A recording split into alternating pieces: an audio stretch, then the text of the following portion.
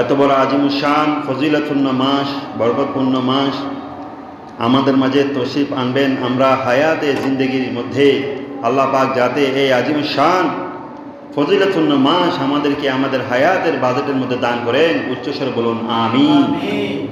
যেহেতু আল্লাহ পাক সুবহানাহু ওয়া তাআলা যে বান্দাকে মহব্বত করেন, যে বান্দাকে কবুল করেন, যে বান্দাকে ভালোবাসেন, তার হায়াতের বাজেটের মধ্যে এত বড় আজিমুশান একটা রমজানের মোবারকের মাস তার তকদিরের মধ্যে দান করেন, উচ্চস্বরে বলুন আলহামদুলিল্লাহ। কারণ এমন কোনো সেকেন্ড, এমন কোনো মুহূর্ত, এমন কোনো সময় নাই যেই সময়ের মধ্যে আল্লাহ পাক সুবহানাহু ওয়া তাআলা হাজার হাজার কোটি কোটি রহমত, মাগফিরাত, তখন নাজাত অগাইরা আল্লাহর নিয়ামত এই মাসের মধ্যে নাজিল করেন না, এমন একটা মুহূর্ত নাই। এত বড় আজিমুশান একটা মাস, সেটা আমাদের মধ্যে তশরিফ আনবেন। আমরা চেষ্টা করব আল্লাহ পাক সুবহানাহু ওয়া তাআলা যেহেতু আমাদেরকে এত আজিমুশান মাসটি দান করেছেন, এই মাসকে যথাযথভাবে সম্মান, মর্যাদা, ইহতিরাম যেভাবে করার আমরা সেভাবে করার জন্য চেষ্টা করব ইনশাআল্লাহ। আপনারা জানেন কোরআন এবং হাদিস, ইজমা, কিয়াসের মধ্যে এই রমজানুল মুবারকের অসংখ্য ফজায়েল, ফজিলত, অসংখ্য দিক নির্দেশনা, রমজানের রোজা, রমজানকে মহব্বত, ভালোবাসার, ইহতিরাম করার, সম্মান করার জন্য আল্লাহ পাক অসংখ্য আয়াতের মধ্যে আল্লাহ কি করেছেন, বান্দাদেরকে আদেশ দিয়েছেন। শুধু অনুরোধ নয়, আদেশ। আল্লাহ যে আমল শব্দ ব্যবহার করবে, মন করবে সেটা আদেশ, আল্লাহর আদেশ। কোনো বড়জনকে যখন আমরা কোনো কিছু আদেশ দিব সেটা অনুরোধ। আব্বা আমার জন্য এটা আনবেন, স্যার আমার জন্য এটা করবেন, এটা আদেশ নয়। এটা যদিও আমরা আমরও শিখাবে, আমার মানে আদেশে শিখা, এটা আরবি গ্রামার যে আমর মানে আদেশ। আব্বাকে আদেশ করছি না, আব্বার সাথে অনুরোধ করছি আমি। আল্লাহকে আল্লাহ আমাকে এটা দেন, আল্লাহকে কি আমি আদেশ দিতে পারবো? তাহলে আমরের ভাষার মধ্যে পার্থক্য রয়েছে। আমর যদিও আমরা ব্যবহার করি, আমর মানে আদেশসূচক বাক্য, আদেশসূচক শব্দ। আল্লাহ যেগুলো আমাদেরকে বলবে সেটা হচ্ছে আদেশ। আল্লাহর কোনো অনুরোধ নেই, বান্দার সাথে আল্লাহর কোনো অনুরোধের ব্যবসা নাই। আল্লাহ যা করবে তা হচ্ছে আদেশ, যেহেতু আল্লাহ হচ্ছে মহান। আর বান্দা যা কিছু আল্লাহর কাছে চাইবে সেটা হচ্ছে অনুরোধ। সুতরাং আল্লাহ এই কোরআনের মধ্যে রমজানুল মুবারকের রোজার ব্যাপারে, রোজার ফজিলত সম্পর্কে যে সমস্ত আয়াতে কারিমা নাজিল করেছেন সেইগুলো হচ্ছে আদেশ। আদেশ মানে অবশ্যই শিরোধার্য। এখানে কোনো মানে অভিযোগ করার কোনো সুযোগ নাই আল্লাহর কাছে। দ্বিতীয় একটা সুযোগ খোঁজার, আল্লাহ আমাকে এটা মনে হয় আর একটু এরকম করলে সুযোগ আমার ভালো হয়, আল্লাহ বলেছে এটা সুযোগ নাই, আমি যেটা আদেশ দিয়েছি এটা অবশ্যই করতে হবে। সুতরাং এত বড় একটা আজিমুশান ফজিলতপূর্ণ মাস আমাদের মাঝে এসেছেন আল্লাহ পাক সুবহানাহু ওয়া তাআলা যাতে আমাদের সামনে রমজানুল মুবারক পর্যন্ত হায়াতে জিন্দগির মধ্যে বাঁচিয়ে রেখে আল্লাহ পাক রমজানুল মুবারককে সম্মান, মর্যাদা, যেভাবে ইবাদত করলে, যেভাবে রোজাকে সম্মান করলে আল্লাহ খুশি হয়, আল্লাহ এবং আল্লাহ রসুল সাল্লাল্লাহু আলাইহি সাল্লাম খুশি হন, আল্লাহ রসুলের রাজামন্দে হাসিল হয়, সেভাবে এই রমজানুল মুবারককে আমরা স্বাগত জানার জন্য সুযোগ এবং শক্তি দান করুন, উচ্চস্বরে বলুন আমিন।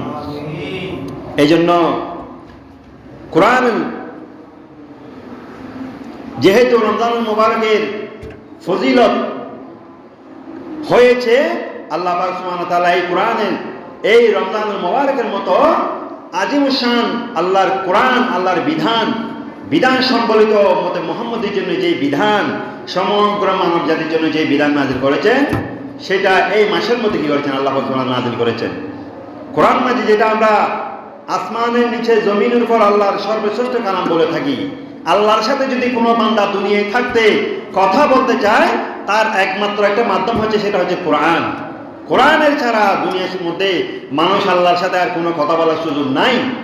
আল্লাহর কোরআন যারা পড়বে, আল্লাহর কোরআনকে যারা তাআযীম করবে, আল্লাহর কোরআন যারা তিলাওয়াত করবে, তারাই প্রকৃত আল্লাহর সাথে কথা বলতে পারে। উচ্চ আওয়াজে বলুন আলহামদুলিল্লাহ। না হলে বান্দার সাথে আল্লাহ যোগাযোগ, কানেক্ট হওয়ার আর কোনো সুযোগ নাই।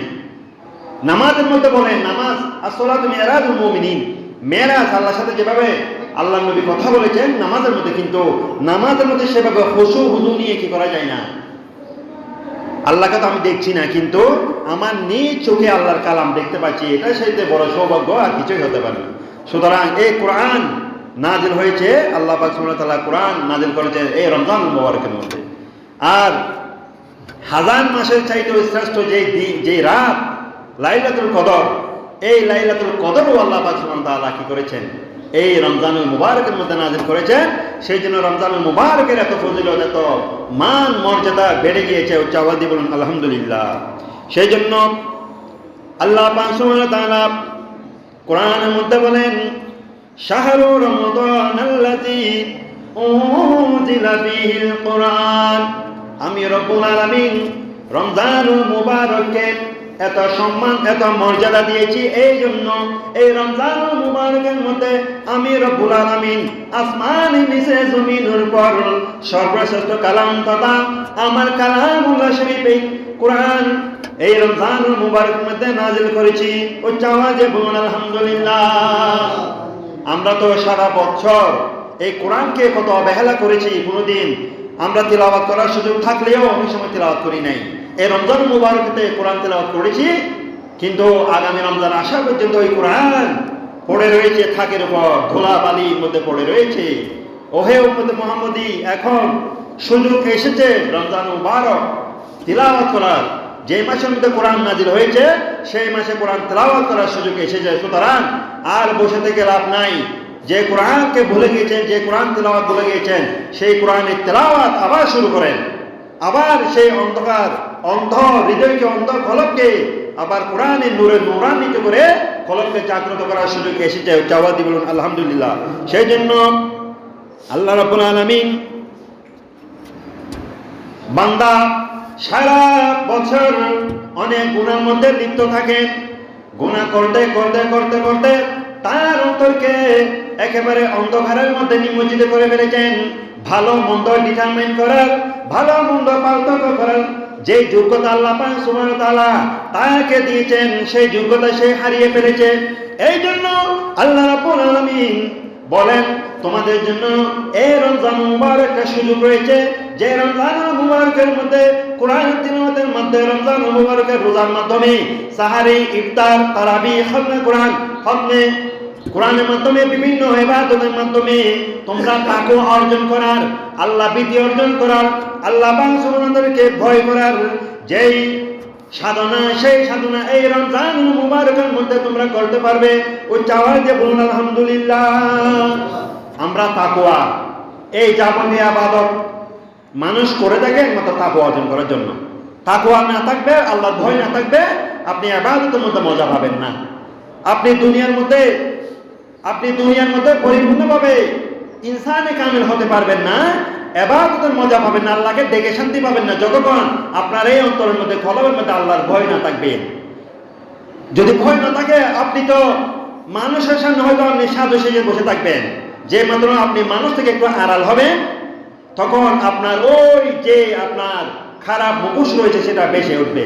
সেই জন্য ওই ব্যক্তি প্রকৃত ইনসানে কামেল, যে মানুষের সামনে যেভাবে সুন্দর, মানুষের সামনে যার চলাফেরা যেভাবে সুন্দর, সে মানুষ থেকে যখন আড়াল হবে, তার ব্যক্তিগত জীবনে যখন প্রবেশ করবে, সেই ব্যক্তিগত জীবনেও যদি তার স্বভাব চরিত্র সুন্দর হয়, সেই মানুষটা হয়েছে ইনসানে কামেল। চাওয়া দিব আলহামদুলিল্লাহ।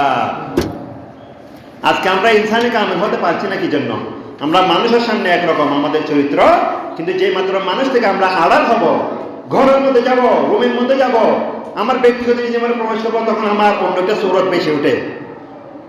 সেই জন্য আল্লাহ রাসূল সাল্লাল্লাহু আলাইহি ওয়াসাল্লাম কাছে আল্লাহ রাসূল যখন দুনিয়া থেকে জাহেরি ভাবে বেসাল শরীফ হলেন, ওয়াফাত শরীফ হলেন, উম্মাহাতুল মুমিনিন রিদওয়ানুল্লাহি তাআলা আজমাইন ওনাদের দরবারে এসে সাহাবায়ে কেরাম জিজ্ঞেস করলেন, হে উম্মাহাতুল মুমিনিন, আমরা রাসূলকে এভাবে দেখেছি, এখন বলেন আমার নবী ব্যক্তিগত জীবনে কেমন ছিলেন?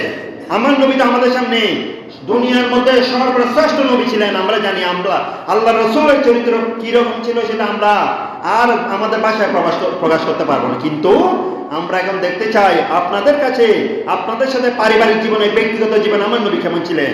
তখন উম্মাহাতুল মুমিনিন হযরত আয়েশা সিদ্দিকা বললেন, কানা খুলুকুল কোরআন, আমার নবীর চরিত্র ছিল হুবহু কোরআন। উচ্চাওয়াজে বলুন আলহামদুলিল্লাহ।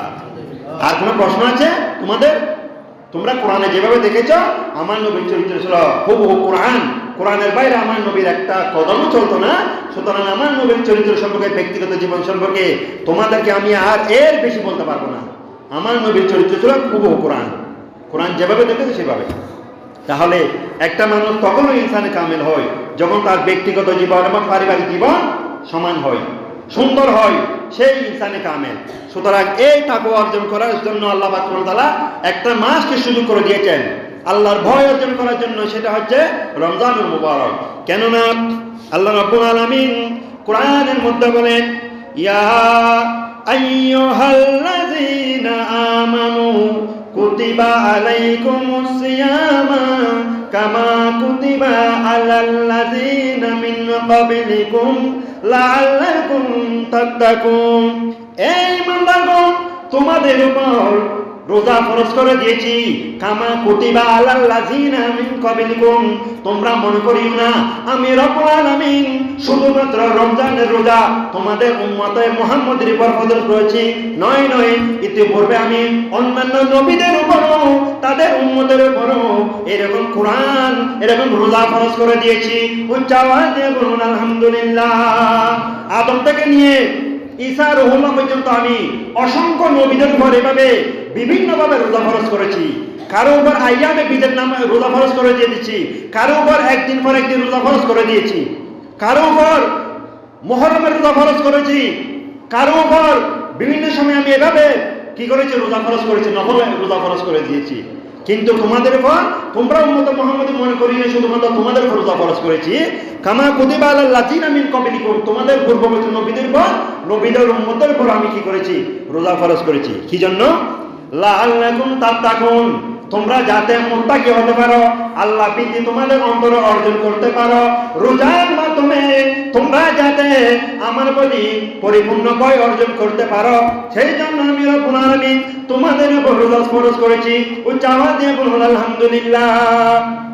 আচ্ছা বলেন হুজুর, রোজা রাখবে কিনা আল্লাহ ভীতি কিভাবে আসে? আবার আল্লাহ ভীতি এটা কি জিনিস? এটা কি অন্যান্য ইবাদতের মধ্যে আসতে পারে না? রোজার মধ্যে কি আমি আল্লাহ ভীতি অর্জন করতে পারি না? আপনি বলেন, আমাকে প্রশ্ন করেন, হুজুর আমি তো রোজা নামাজের মাধ্যমে আল্লাহ ভীতি অর্জন করতে পারি, নামাজের আল্লাহর ইবাদত নয়। আমি কোরআন তেলাওয়াতের মাধ্যমে তো আল্লাহ ভীতি তাকওয়া অর্জন করতে পারি। আমি তো দান সদকার মাধ্যমে কি করতে পারি, আল্লাহ ভীতি বা তাকওয়া অর্জন করতে পারি। আল্লাহ শুধু রোজার সাথে কেন তাকওয়া সম্পর্ক করে দিয়েছেন, আমাকে একটু বোঝান। প্রশ্নের উত্তর হচ্ছে, অন্যান্য ইবাদতের মধ্যে ব্যক্তি কোনো বান্দাকে দেখানোর সুযোগ থাকে।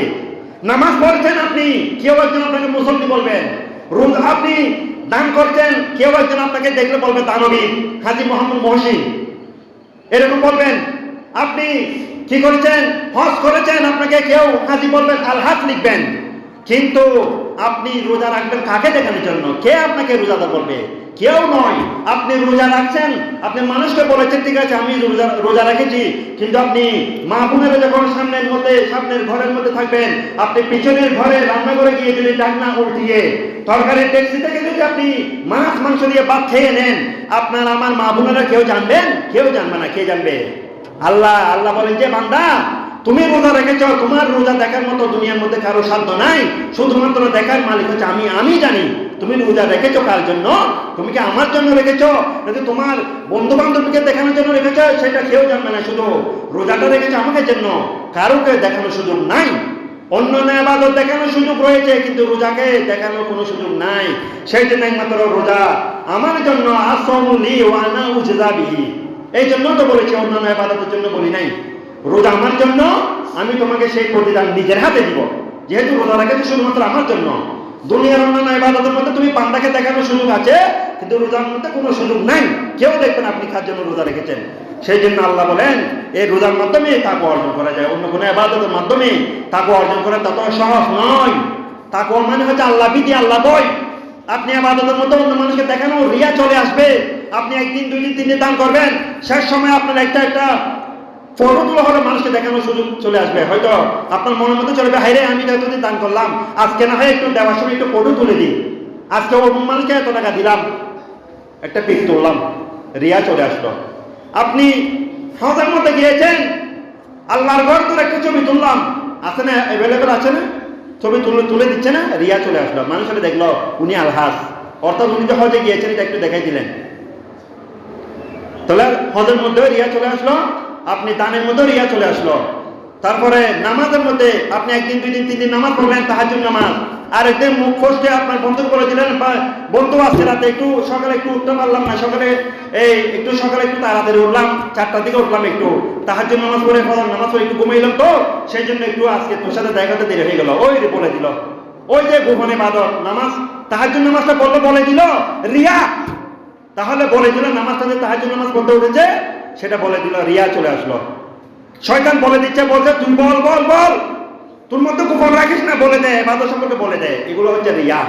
অর্থাৎ আমি এটাই বলছি, প্রত্যেকটা ইবাদতের মধ্যে আপনি মানুষকে বলার সুযোগ রয়েছে, কিন্তু রোজা কাউকে দেখানোর সুযোগ নাই। রোজা কাউকে দেখানোর সুযোগ নেই। সেই জন্য আল্লাহ বলেন, তোমাদের উপর রোজা ফরজ করেছি যেমনি ভাবে পূর্ববর্তী নবীদের উপরে ফরজ করেছি, তোমরা যাতে মুত্তাকি হতে পারো। তাহলে রোজার মাধ্যমে বান্দা কি হতে পারে? মুত্তাকি হতে পারবে। সুতরাং আল্লাহ পাক সুবহানাহু ওয়া তাআলা কুরআন নাযিল করেছেন এই মাসে, তাকওয়া অর্জন করার সুযোগ দান করেছেন এই মাসের মধ্যে। প্রত্যেকটা সেকেন্ড মুহূর্ত আল্লাহ রহমত মাগফিরাত নাযিল করেন এই মাসে, অর্থাৎ রমজান মুবারক মাসের মধ্যে। সেই গুরুত্বপূর্ণ একটা মাস আমাদের মধ্যে তশরিফ আনছেন। আমরা সেই সম্মানকে, সেই রমজান মুবারকে যথাযথভাবে ইস্তেকবাল জানানোর জন্য, একটা মাসকে সম্মান মর্যাদা দেওয়ার জন্য আমরা যথাযোগ্য চেষ্টা করতে হবে। উচ্চ আওয়াজ দিয়ে বলুন আমিন। এবং আল্লাহ বলেন, লাইলাতুল কদরি খায়রুম মিন আলফি শাহর। লাইলাতুল কদর নামে যে একটা রাত রয়েছে, যে রাতটা হচ্ছে 1000 মাসের চাইতেও উত্তম। অর্থাৎ 1000 মাস মানে 84 বছর 4 মাস ইবাদত করার মতো একটা রাত ইবাদত করলে, এই যে এত বড় আজিম মুশান একটা বরকতময় রাত, সেই রাতটাও নাম করেছে রোজার মধ্যে। সুতরাং এই কয়েকটা বিষয় নিয়ে রমজানুল মুবারক এত আজিম মুশান ফজিলতপূর্ণ। সুতরাং এই ফজিলতপূর্ণ মাস আমাদের মধ্যে আসবে, হেলাই বেলাই রোগের বাহানা ধরে, এটার ওটার বাহানা ধরে, খাবারের বাহানা ধরে, সাহারির বাহানা ধরে, ইফতারের বাহানা ধরে রমজানের মুবারককে দূরে থাকার সুযোগ নাই। আপনি যা আছে আপনার সমগ্র সম্পদ, আপনার টাকা পয়সা দরকার হলে জমাবেন, শুধু এই রমজান মুবারকে সুন্দরভাবে খেয়ে, সাহারি খেয়ে, ইফতার খেয়ে সুন্দরভাবে কাটানোর জন্য আপনাকে প্রস্তুতি নিতে হবে। এই রমজান মুবারক এই বছর যাওয়ার পর আগামী বছর রমজান মুবারক, আমরা তো এখন রমজান মুবারক আসার আগে আমরা ঈদের কেনাকাটা করার জন্য আমরা প্রস্তুত থাকি নয়। যারা মুমিন বান্দা, মুত্তাকি বান্দা, তারা ঈদের জন্য প্রস্তুতি গ্রহণ করে না। তারা রমজান মুবারকে যথাযথভাবে সম্মান করার জন্য তারা রমজান মুবারকে প্রস্তুতি নেয়। কি জন্য জানেন? ওই যে সাহারি কি দিয়ে খাবেন, ইফতারে কি দিয়ে করবে, এটা যাতে আল্লাহর কাছে দোহাই দিতে না হয়।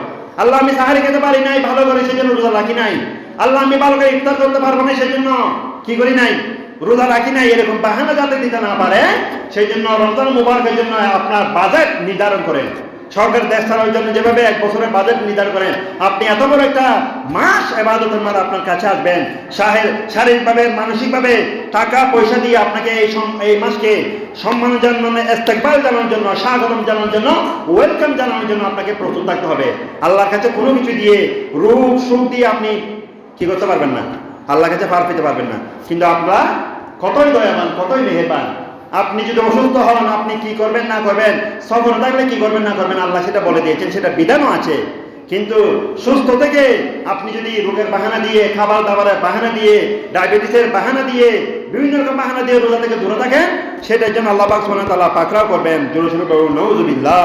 সেই জন্য আল্লাহ রাব্বুল আলামিন কোরআনের মধ্যে বলেন, সূরা বাকারার 184 নং আয়াতের মধ্যে বলেন, আইয়ামান মাদুদাত, এ আমার বান্দারা, তোমাদের উপর আমি সারা বছর রোজা ফরজ করে দিই নাই। আইয়ামান মাদুদাত, নির্দিষ্ট কিছু দিন, অর্থাৎ 1 মাস, নির্দিষ্ট কিছু দিন তোমাদের উপর রোজা ফরজ করেছি। আর কি হবে? ফামান কানা মিনকুম মারিদান, তোমাদের মধ্যে যদি কেউ অসুস্থ থাকে, তোমরা যদি এমন অসুস্থতার মধ্যে পড়ে যাও, ডাক্তার বলেছেন আপনি আমি রোজা রাখলে মারা যাওয়ার সম্ভাবনা রয়েছে, এইরকম যদি এফআরসিএস ডাক্তার বলে থাকেন আপনি রোজা রাখবেন না, আপনি যদি টাইম বরাবর ওষুধ না খান, আপনি যদি খাবার না খান, আপনি মারা যাবেন, আপনার সমস্যা হয়ে যাবে, এরকম যদি এফআরসিএস ডাক্তার বলে থাকেন, তাহলে আপনি রোজা রাখতে হবে না। আল্লাহ বলে দিচ্ছেন, ফামান কানা মিনকুম, তোমাদের মধ্যে যারা মারিদান, রোগাক্রান্ত রয়েছে, আও আলা সাফারিন, অথবা সফরের মধ্যে রয়েছে। সফর মধ্যে বুঝেন আপনারা, আপনি ব্যক্তিগত কাজে হোক বা ইসলামের কাজে হোক, আপনি একটা সফরের মধ্যে আছেন, সেখানে আপনি রোজা না রাখলেও আল্লাহ কি করবেন? আপনাকে ক্ষমা করবেন। মিন আইয়ামিন উখার, সেই ব্যক্তি চাইলে রমজান মুবারকের পরে অন্য কোনো সময় এই রোজাগুলো রেখে দিতে পারবে, কোনো সমস্যা নাই। ওয়ালাল্লাযিনা ইউতিকুনাহু ফিদিয়াতুন, আর যারা রোজা রাখার সামর্থ্য নাই, সফরের মধ্যে থাকবেন বা এমন রোগে আক্রান্ত হয়েছেন পরবর্তীতে আর কোনো রোজা রাখতে পারবেন না, তাদের জন্য আল্লাহ পাক সুবহানাহু ওয়া তাআলা বিধান দিয়ে দিয়েছেন। ওয়ালাল্লাযিনা ইউতিকুনাহু, তোমাদের মধ্যে যারা সামর্থ্যবান হবে না, রোজাও রাখতে পারবে না, একেবারে সফরের মধ্যে গেলেও বা ওখান থেকে আর ফিরে আসার সময় নাই, যুদ্ধের মধ্যে শহীদ হয়ে গিয়েছেন বা আপনি এমন রোগাক্রান্ত হয়ে গেলেন আপনি রোজা রাখতে পারবেন না, আপনি নিজেও জানেন যে রোজা রাখতে পারবেন না, এই রোগ থেকে আপনি আর কোনোদিন উঠতে পারবেন না, এরকম চিন্তা ভাবনা যখন চলে আসবে তাদের জন্য আল্লাহ বিধান দিয়েছেন ওয়ালাল্লাযিনা ইউতিকুনাহু, যারা সামর্থ্যবান নয়, ফিদিয়াতুন, তাদেরকে ফিদিয়া দিতে হবে। ফিদিয়া দিতে হবে। ফিদিয়া কি? তাআমু মিসকিন, তারা মিসকিনদেরকে খাবার খাওয়াতে হবে। ফিদিয়ার মাসালা আছে, এটা আমি অন্য কোনো রোজার মধ্যে বলে দিব। রোজা রাখতে না পারলে কোনো বয়স্ক, যদি আমাদের মা বাবা থাকেন, দাদা দাদি থাকেন, ওনারা যদি রোজা রাখতে না পারেন, রোজা ভেঙে ফেলেন আর কোনোদিনও রোজা রাখতে পারবেন না, এরকম যদি হয় তাদেরকে ফিদিয়া কিভাবে দিতে হয় সেটা আমি ইনশাল্লাহ রমজান মুবারকের মধ্যে বলবো। তাদেরকে ফিদিয়া দিয়ে এই রমজান মুবারক থেকে আল্লাহ বাঁচাই নিয়েছেন।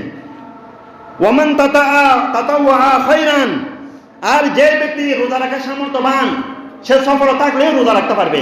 সে যদিও বা অসুস্থ কিন্তু সে রোজা রাখতে পারবে। সে বলতেছে না আমি অসুস্থ হলেও রোজা রাখবো, রোজা রাখতে পারবো।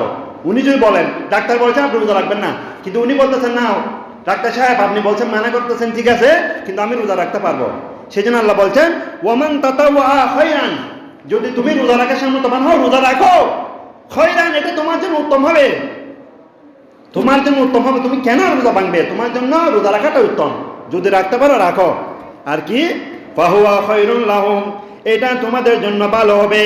ওয়া আনতাসুমু খায়রুল লাকুম ইন কুনতুম তা'লামুন, যদি তোমরা রোজার ফজিলত সম্পর্কে জেনে থাকো, রোজার ফজিলত কতটুকু বুঝতে, তোমরা অসুস্থ হলেও রোজা রাখতে, তোমরা সফরের মধ্যে থাকলেও রোজা রাখতে, তোমরা কখনো রোজা ভাঙতে না। ও চাওয়াতে বলুন আলহামদুলিল্লাহ। আল্লাহ বলছেন বান্দারে, রোজার মধ্যে কতটুকু ফজিলত আমি রেখেছি, রোজার মধ্যে কত ফজিলত, কত রহমত, কত দয়া রেখেছি, এই কথাটা যদি তোমরা জানতে, তোমরা সফরে থাকলে কোনোদিন রোজা ভাঙতে না। অর্থাৎ আমি বলে দিচ্ছি তোমরা সফরের মধ্যে থাকলে রোজা ভেঙে ফেলো, অসুস্থ হলে রোজা ভাঙার সমস্যা নাই, কিন্তু রোজা রাখতে পারলে ভালো, এটাও বলে দিচ্ছেন আবার আল্লাহ। রোজা রাখতে পারলে ভালো, ফালতে তোমরা থাকো। সালাতুন ইয়া রাসূলুল্লাহ আলাইকুম সালামুন ইয়া হাবিবাল্লাহ।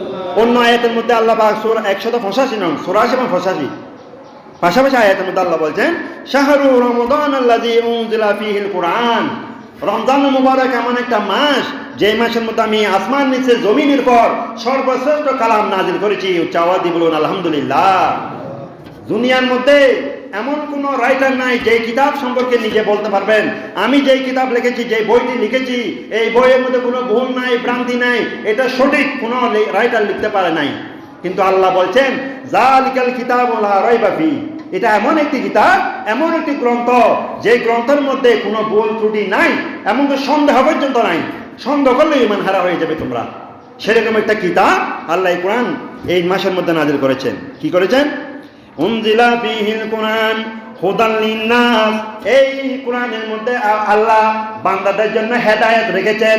কোরআন পড়ে পড়ে বান্দারা হেদায়েত প্রাপ্ত হন। আবার অনেকে কোরআন পড়ে পড়ে কে হয় গুমরাহ হয়।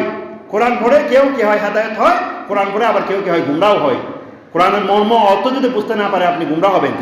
সেই জন্য আপনি অর্থ না বুঝলে হক্কানির আপনার ওলামায়ে কেরাম থেকে বুঝে নেবেন। নিজের মন গড়া ব্যাখ্যা নিয়ে আপনি যদি জীবন চলতে চান তাহলে কোরআন আপনাকে গুমরাহ করবে। কোরআন পড়ে কেউ গুমরাহ হয়, কোরআন পড়ে কেউ হেদায়েত পায়। আল্লাহ বলেন যে আমি মানুষকে হেদায়েত করার জন্য এই কোরআন রমজান মুবারকে নাজিল করেছি। ওয়া বায়্যিনাতিন মিনাল হুদা, এবং হেদায়েতের যতগুলো বর্ণনা রয়েছে সব কিছু আমি কোরআনের মধ্যে নাজিল করেছি, এই রোজার মধ্যে নাজিল করেছি। চাওয়া দিবেন আলহামদুলিল্লাহ। ফামান শাহিদা মিনকুম শাহর, যেই ব্যক্তি হায়াতে জিন্দেগির মধ্যে এই রমজান মুবারকে পেয়ে যাবে, আপনার হায়াতের মধ্যে যদি এই রোজাকে পেয়ে যান, রমজান পেয়ে যান, আল্লাহ বলছেন ফামান শাহিদা মিনকুম শাহরা ফালইয়াসুমহু, এটা আমর সিগা, তাহলে তোমাকে রোজা রাখতে হবে, তোমাকে রমজান পালন করতে হবে। ওয়ামান কানা মারিদান, আর যারা রোগাক্রান্ত রয়েছেন, রোগের মধ্যে রয়েছেন, আও আলা সাফারি, অথবা সফরের মধ্যে রয়েছেন, ফাইদাতুম মিন আইয়ামিন উখার, সেই ব্যক্তি অন্য সময় রোজা রাখবেন। সফরের মধ্যে থাকলে, রোগাক্রান্ত থাকলে আপনি অন্য সময় রোজা রাখবেন। আর কি ফাইদ্দাতুম মিন আইয়ামিন উখার ইউরিদুল্লাহু বিকুমুল ইউসরা, আল্লাহ তোমাদের জন্য সব কিছু সহজ করে দিয়েছেন। ওয়ালা ইউরিদু বিকুমুল উসর, আল্লাহ রাব্বুল আলামিন বান্দাদের জন্য কোনো বিধান কঠিন করে চাপিয়ে দেন না। আলহামদুলিল্লাহ বলেন। আল্লাহ বলেন যে বান্দা তোমাকে অনেক মহব্বত করে আমি সৃষ্টি করেছি। ফেরেশতাদের সাথে যুদ্ধ করে, ফেরেশতাদের মতামতের বাইরে গিয়ে ফেরেশতারা বেঁধে দিয়েছিল বান্দা না বানানোর জন্য, মানুষ না বানানোর জন্য। তোমাদেরকে অনেক দয়া করে, মায়া করে, ফেরেশতাদের পরামর্শকে বিরোধিতা করে, ডিনাই করে আমি তোমাদেরকে বানিয়েছি।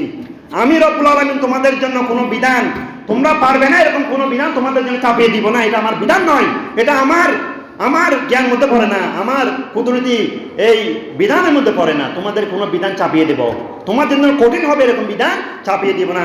আমি সব সময় কোরআনের যতগুলো তোমাদের জন্য বিধান নাযিল করেছি সবগুলো তোমাদের সহজ হয় এরকম। সুতরাং রোজার বিধানও তোমাদের জন্য কঠিন করে দিই নাই, আমি তোমাদের জন্য এটা সহজ করে দিয়েছি। কেন? রোগ হলে রোজা রাখিও না, এই রোগ নয়। আবার গায়ে জ্বর উঠলে, একটু করে মাথা ব্যথা হলে এরকম রোগ নয়। এখন সে ডাক্তার বলতে হবে যে আপনি রোজা রাখলে রোজারা মারা যাবেন বা অন্য কোনো সমস্যা, এরকম বলতে হবে। এখন সে ডাক্তার বলতে হবে। তাহলে আল্লাহ বলেন যে আমি তোমাদের জন্য কঠিন করে দিই নাই, সহজ করে দিয়েছি সব কিছু। ওয়ালিতুকমিলুল ইদ্দাতা, যাতে তোমরা আমার এই যে গুটি কয়েক দিন, এক মাস আমি তোমাদের জন্য রোজা ফরজ করেছি, এটা যাতে তোমরা পরিপূর্ণ করতে পারো। ওয়ালিতুকাব্বিরুল্লাহ, তোমরা আল্লাহর মহত্ব প্রকাশ করতে পারো। আলা মা হাদাকুম ওয়া লাআল্লাকুম তাশকুরুন, তোমাদেরকে যে হেদায়েত দান করেছি, তোমাদেরকে আমি মুসলমান বানিয়েছি, তোমাদেরকে যে আমি নবী দান করেছি, তোমাদেরকে যে ঈমান দিয়েছি, তোমাদেরকে যে কোরআন দিয়েছি, তোমাদেরকে যে আমি রমজান দিয়েছি, রোজা দিয়েছি, লাইলাতুল বরাত দিয়েছি, লাইলাতুল মেরাজ দিয়েছি, তোমাদেরকে আমি শবে কদর দিয়েছি, এতগুলো নিয়ামত যে তোমাদেরকে দান করেছি সেগুলো শুকরিয়া করার জন্য তোমরা কি করো, এবং আল্লাহর বরত্ব প্রকাশ করার জন্য হলে তোমরা রমজানের মুবারক রোজা রাখো। উচ্চ আওয়াজে বলেন আলহামদুলিল্লাহ। সম্মানিত হাজিরিন, আলোচনা বেশি করার সুযোগ নাই, সময় সংক্ষেপ। সেই জন্য এতটুকু বলতে চাই যে রমজান আমাদের কাছে আসছে, আমরা এক মাস আল্লাহর কাছ থেকে, আল্লাহর কাছে সুযোগ শক্তি সামর্থ্য খুঁজে নিব। আল্লাহ 12 মাস আমরা গাফেলের মধ্যে ছিলাম, 12 মাস কোরআন তেলাওয়াতের মধ্যে ছিলাম না, 12 মাস কোরআনের তেলাওয়াত শুনি নাই। একটা মাস আমাদেরকে কোরআন তেলাওয়াত করার জন্য সুযোগ দান করেন। আপনি কর্মবিরতি দান করে, আপনি ব্যবসা বাণিজ্যের মধ্যে আপনি একটু কি দিবেন, দরকার হলে একটু এদিক ওদিক করে আপনার এই রমজান মুবারকের ইবাদতটা ঠিক রাখবেন। আপনি যদি ব্যবসায়ী হন, আপনি চাকরিজীবী হন, বসকে বলবেন বস আমাদের জন্য রমজান মুবারকে একটু সহজ করবেন, আমাদের আসে যাওয়া, ইফতারটা একটু সহজ করে দিবেন, তারাবির পড়ার জন্য সুযোগ করে দিবেন। দোকানদার হলে আপনি আপনার কর্মচারীকে একটু সুযোগ দিবেন নামাজটা পড়ার জন্য।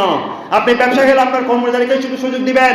আপনি যদি কি হন, অন্যান্য কোনো প্রধান হয়ে থাকেন কোনো ব্যবসা প্রতিষ্ঠানে বা কোনো একটা চাকরি বাকরির মধ্যে, আপনার যারা সহকর্মী রয়েছেন আপনি তাদেরকে একটু সুযোগ দান করবেন ইবাদত করার জন্য। আপনি ঘরের ফ্যামিলির প্রধান হয়ে থাকেন, আপনি আপনার মা বোনদেরকে, স্ত্রীদেরকে একটু সুযোগ দিবেন ইবাদত করার জন্য। তাদেরকে সারাদিন সাহারের মধ্যে, রান্নার মধ্যে মগ্ন রাখবেন না।